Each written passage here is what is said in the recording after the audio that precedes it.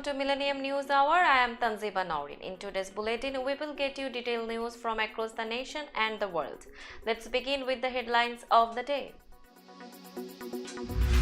2 are dead and 6 are injured in stabbings along the Las Vegas Strip, police say. Biden says nuclear Armageddon risk highest since '62 crisis. Biden pardons prior federal offenses on simple marijuana possession. Federal judge halts key parts of New York's new gun law. Philadelphia apologizes for experiments on black inmates.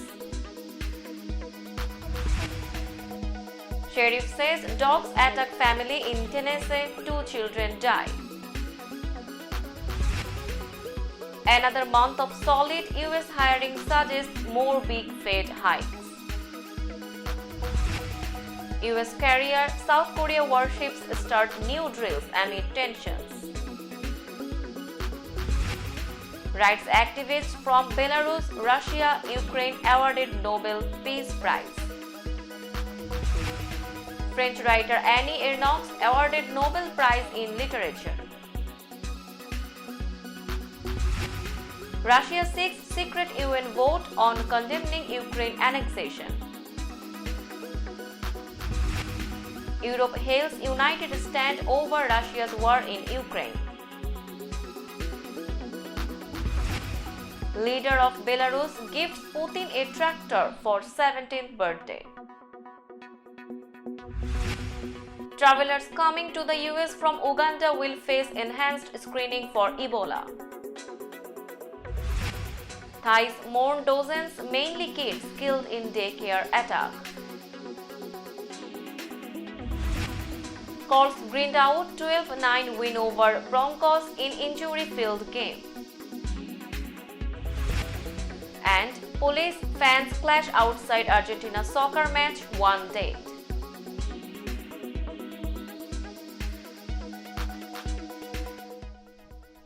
Now news in detail. An attacker with a large kitchen knife killed 2 people and wounded 6 others in stabbings along the Las Vegas Strip before being arrested Thursday, police said. 3 people were hospitalized in critical condition and another 3 were in stable condition, according to Las Vegas police, who said they began receiving 911 calls about the stabbings around 11:40 a.m. on the north end of the strip. Authorities said the suspect identified himself to police and they are working to determine his true identity. They described him as Hispanic and in his 30s and said he does not appear to be a Las Vegas resident. Clark County Sheriff Joe Lombardo said the names of the 2 people killed were being withheld until their relatives can be notified. Locals and tourists are the victims of this crime, Lombardo said at a news conference. The man fled and was followed by 911 callers before he was taken into custody, authorities said. Lombardo said there were no other suspects in the case and the strip is secure. President Joe Biden is declaring that the risk of nuclear Armageddon is at the highest level since the 1962 Cuban Missile Crisis, as Russian officials speak of using tactical nuclear weapons after suffering massive setbacks in the 8-month invasion of Ukraine. Speaking at a Democratic fundraiser, Biden said Thursday night that Russian President Vladimir Putin is a guy I know fairly well, and the Russian leader is not joking when he talks about the use of tactical nuclear weapons or biological or chemical weapons. Biden added, "We have not faced the prospect of Armageddon since Kennedy and the Cuban Missile Crisis." He suggested the threat from Putin is real because his military is, you might say, significantly underperforming. US officials for months have warned of the prospect that Russia could use weapons of mass destruction in Ukraine as it has faced strategic setbacks on the battlefield, though Biden's remarks marked the starkest warnings yet by the US government about the nuclear stakes. Still, nothing has changed in US intelligence assessments that in recent weeks have shown no evidence that Putin has imminent plans to deploy nuclear weapons, according to US officials. President Joe Biden on Thursday took executive action to change US policy on marijuana, pardoning all prior federal offenses of simple marijuana possession. There are thousands of people who have prior federal convictions for marijuana possession who may be denied employment, housing, or educational opportunities as a result, Biden said in a statement. My action will help relieve the collateral consequences arising from these convictions. Biden's actions fulfill a campaign promise and are likely to please members in his left-leaning political base ahead of the November midterm elections, in which Biden's fellow Democrats are defending their control of the House of Representatives and the Senate. Biden said he had directed Attorney General Merrick Garland to develop an administrative process to issue certificates of pardon to those who are eligible. The president also said he was urging state governors to follow suit. New York's latest attempt to restrict who can carry a handgun in public and where firearms can be brought was picked apart Thursday by a federal judge who ruled that multiple provisions in a state law passed this year are unconstitutional. In a ruling that doesn't take effect immediately, U.S. District Judge Glenn Sadabai struck down key elements of the state's hurried attempt to rewrite its handgun laws after the old ones were struck down by the U.S. Supreme Court in June. The state can't ban people from carrying guns in New York City's subway system or Times Square, the judge ruled, though he said it did have a right to exclude guns from certain other locations, including schools. Several of the state's new licensing rules went too far, he wrote, including one that required applicants to be of good moral character and another that made applicants turn over information about their social media accounts. The end result was a licensing scheme that prohibited people from carrying a handgun for self-defense unless the applicant could persuade licensing officials that they wouldn't use it to hurt themselves or others, the judge wrote. The city of Philadelphia issued an apology Thursday for the unethical medical experiments performed on mostly black inmates at its Holmesburg prison from the 1950s through the 1970s. The move comes after community activists and families of some of those inmates raised the need for a formal apology. It also follows a string of apologies from various U.S. cities over historically racist policies or wrongdoing in the wake of the nationwide racial reckoning after the killing of George Floyd by a Minneapolis police officer. The city allowed University of Pennsylvania researcher Dr.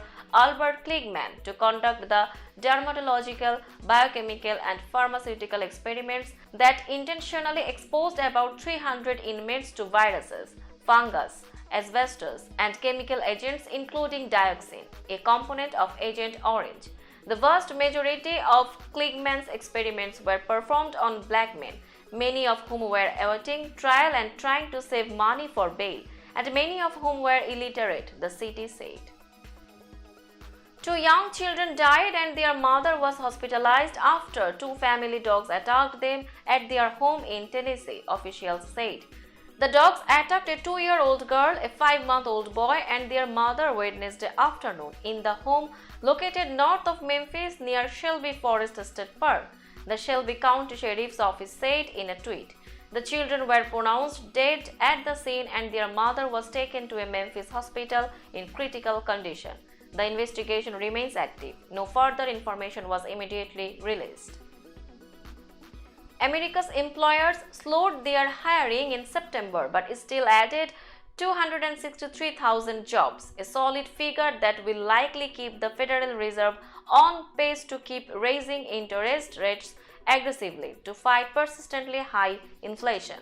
Friday's government report showed that hiring fell from 315,000 in August to the weakest monthly gain since April 2021. The unemployment rate fell from 3.7% to 3.5%, matching a half-century low.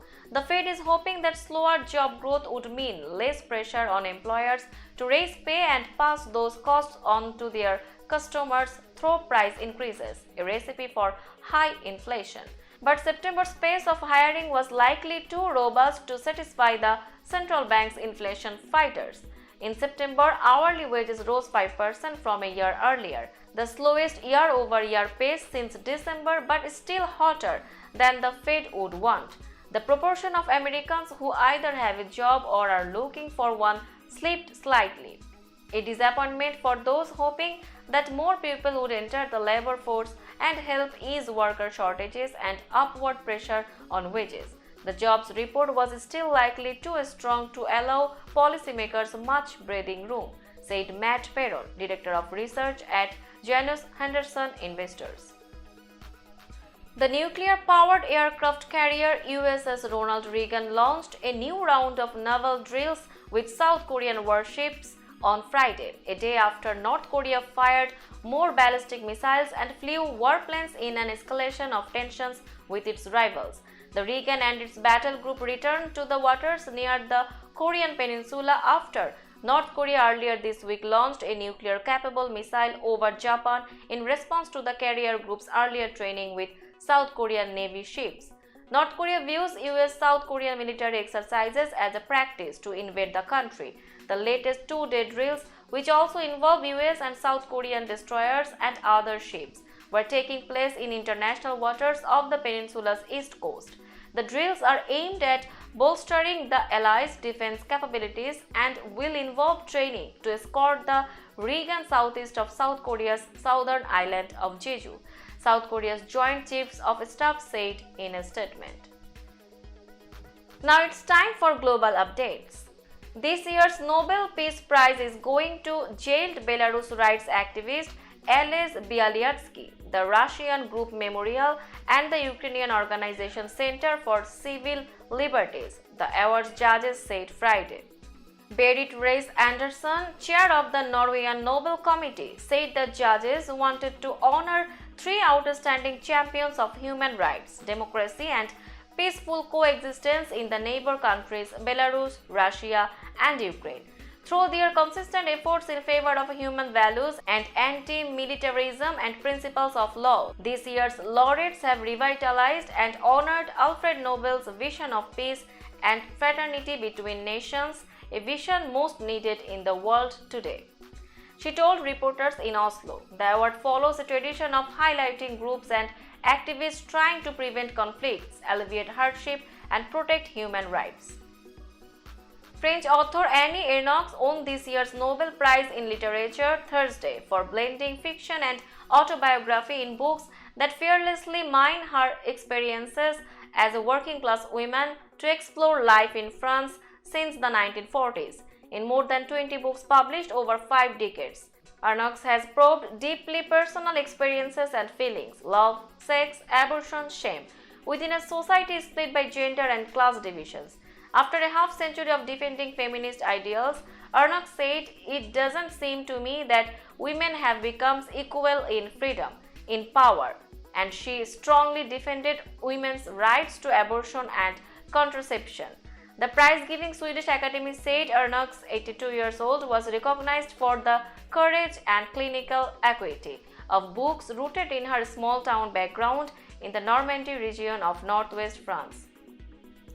Russia called for a secret ballot vote next week on a Western-backed resolution that would condemn its attempted illegal annexation of part of 4 Ukrainian regions and demand that Moscow immediately reverse its actions.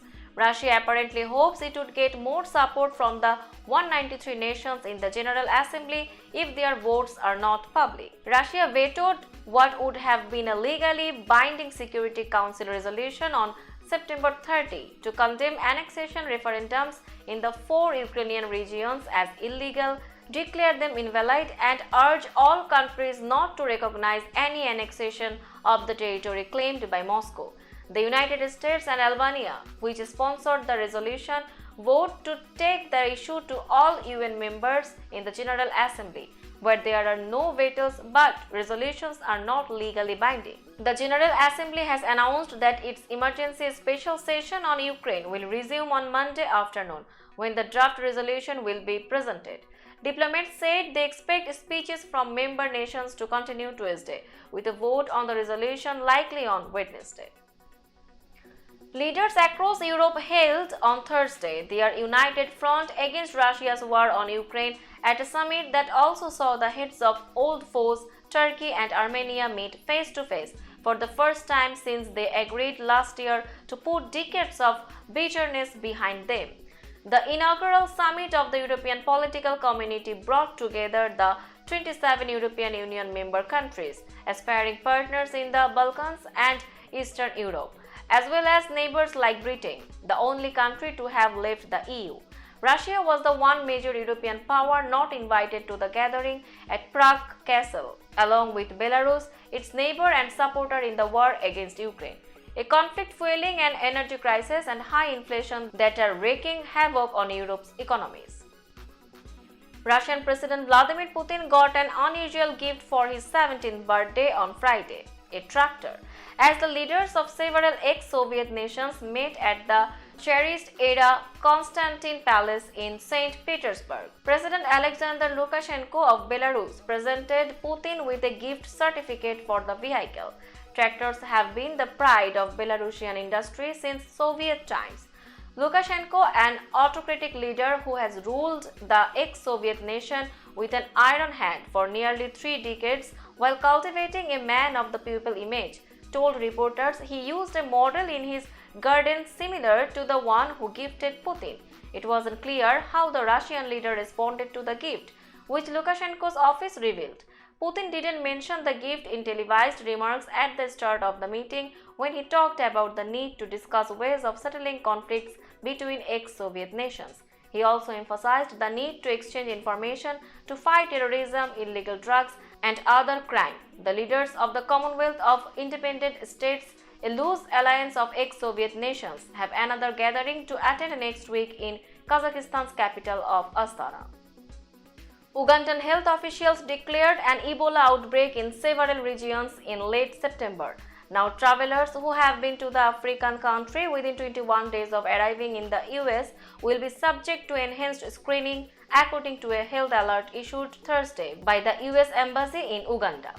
So far, cases from this outbreak have only been detected in Uganda. Passengers from that country will be routed to one of 5 airports: New York's John F. Kennedy International, New York Liberty International, Hartsfield-Jackson Atlanta International, Chicago O'Hare International, or Washington DC's Dallas International. The Centers for Disease Control and Prevention, the Department of Homeland Security, and Customs and Border Protection are adding new screening measures at the airports. Relatives wailed and collapsed in grief over the small coffins of children Friday after a fired police officer stormed a rural Thai daycare center at nap time and massacred dozens of people. Thailand's deadliest mass killing left virtually no one untouched in the small community nestled among rice paddies in one of the nation's poorest regions. Grief also gripped the rest of the country, where flags were lowered to half-staff and school children said prayers to honor the dead. At least 24 of the 36 people killed in Thursday's grisly gun and knife attack were children, mostly preschoolers. A stream of people, including Prime Minister Prayut Chan-o-cha, other government representatives and relatives themselves, left flowers at the daycare center on Friday. By afternoon, bouquets of white roses and carnations lined the wall outside, along with 5 tiny juice boxes, bags of corn chips, and a stuffed animal. Later, relatives received the bodies at the local Buddhist temple. As the small white coffins were opened, some screamed while others fainted and were revived with smelling salts. For a time, the grounds outside the temple were crowded with people overcome by grief. Now a look of today's sports stories.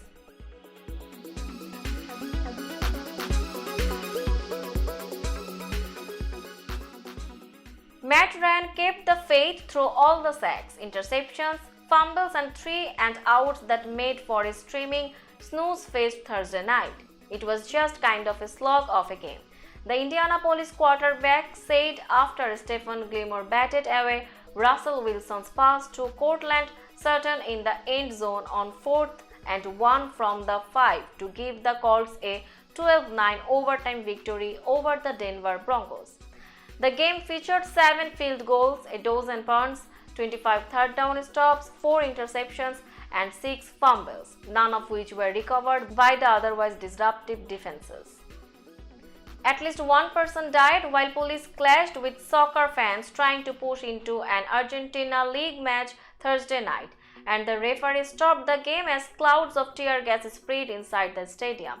Authorities and witnesses said fans of the home team, Gimnasia y Esgrima, struggled to enter an already full stadium, and police fired rubber bullets and tear gas trying to get the crowd to retreat. The incident came less than a week after the use of tear gas inside a soccer stadium in Indonesia set off a crash that left 131 people dead.